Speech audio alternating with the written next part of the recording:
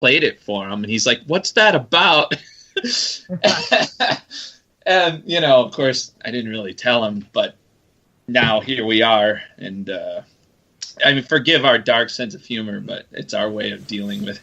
Yeah, it's how we cope. Well, and here's the thing. I mean, dark sense of humor or not, and that's totally fine because I'm totally with you on that. But you can also say a lot for the way you guys gave tribute to Adam on 70K, as far as putting his ashes out on the stage and all the fans reacting, all his family members involved in this too, which I thought was really cool and a really fitting way to be able to say goodbye to a pretty awesome dude and an awesome drummer and gone a lot sooner than he should have been, obviously. So dark sense of humor or not, it's cool to cope, but you also did it a classy way too, so that's cool. Yeah. I'm going to pull a Howard Stern though and ask you, did you really think that was cool, or did you find it's funny because it's like all these metal websites have posted they're like some of these guys that are like these big death metal fans are like, that's disgusting, there's teeth.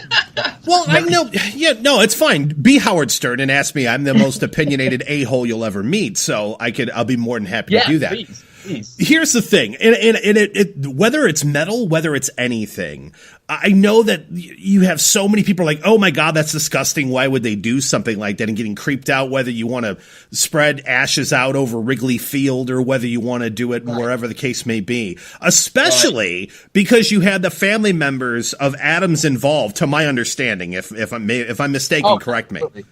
Yeah. The brothers were on stage. Yeah. Then who gives a shit? And if you actually think that he is somewhere being able to watch his band perform the album that he recorded just before he passed on in some way, shape, or form, that he was able to be a part of that, he would totally be fine with that. And who gives a shit? Shut up. This is the way that we want to pay tribute to it. And it's not as if we did it without anybody knowing. His family's involved and they're fans of him and the band, so piss off. Exactly. There's his mom's a trip, man. She was even because those were his brothers. We should give some credit to them. Nate Sagan and Gordon Sagan. Those were the two ones that were on the video there. They smuggled his ashes in. Oh, I'm sure. He was saying that his mom was like wanting to know exactly what time we were playing on. We were playing at 2:30 a.m. Eastern Standard Time, and she was apparently up for it, and she just wanted to be there in spirit, and be up for that moment. So, yeah, I mean, that was the thing, is that